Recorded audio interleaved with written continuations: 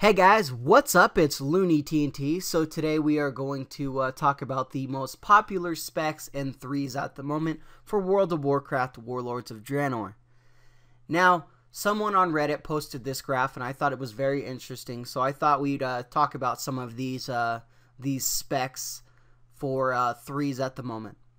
Now, I think we all know, if you've been doing a lot of PvP, whether you're doing an RBG, whether you're doing just a random battleground, some of these classes that are more popular, you're always finding them in the queues just because they're powerful.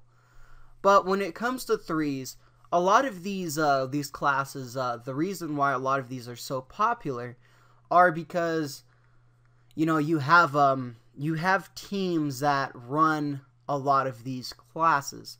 So the best comps usually tend to have the most played players, right? So let's let KFC, right? Let's just do an example for your Holy Paladin.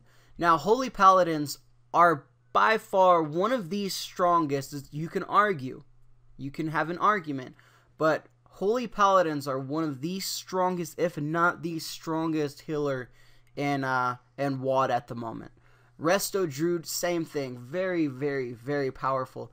Shamans are good too in different comps, but I think you can argue if you had a Holy Paladin versus a Shaman just straight up for healing, the Holy Paladin would beat that out. Now you got Frost Mage. Frost Mage is always a staple, and mages, probably will stay one of the top mage specs in game at the moment, just because they're so reliable on slowing the targets, keeping them controlled, keeping them CC'd. A lot of burst. It's just they're a staple for any team that runs any sort of mage at the moment. You're gonna want a Frost Mage rather than an Arcane Mage. No offense to Arcane Mages, they're more PvE rather than PvP. Not saying they can't do anything, just Frost is the way to go. You got Arms Warrior, Affliction Warlock. Affliction Warlock is, the spread damage is crazy. They were nerfed, but, you're looking at spread damage from Affliction Warlock. A well-played Affliction Warlock can do so much damage. They spread those dots, they use that haunt, and, things go crazy, okay? So, Affliction Warlock is, Affliction Warlock with a, Resto Shaman, mixed with, it could be a lot of different things, a Death Knight, whatever, things are going down pretty fast.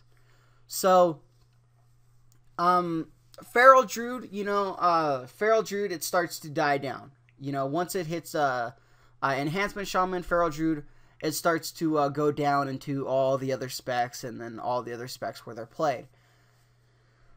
The thing that I see about this graph is I see a lot of the top end for number one, such as Holy Paladin, Resto Druid, Frost Mage, Arms, Affliction Warlock, Resto Shaman, and Enhancement Shaman, and I'll add in Feral Druid there, and I'll stop at the Shadow Priest. A lot of these classes are really needed in a lot of comps. They're needed in a lot of comps to be able to fill out a lot of things. Now, the Enhancement Shaman, not so much. The Feral Druid, not so much. But a lot of these other these classes or these specs are used for a lot of these high-end comps that do a lot of work. So if you guys are trying to get into some threes, don't worry about these graphs so much. These graphs are mainly for a lot of high-end players that are doing a lot of work. If you're trying to make the best comps that you can, look at some of these classes. You're not going to do very well with a Fire Mage in threes. Not saying that it's with a high-end player can't do very well, because it has been done, but you're going to be looking better at going Frost. It just is what it is in WoD at the moment. Alright guys, hopefully this information helps you guys out a little bit. These are the most popular specs in PvP 3s at the moment, and in WoD. If you guys haven't, make sure to like, favorite, subscribe, share the video, and I'll talk to you guys soon.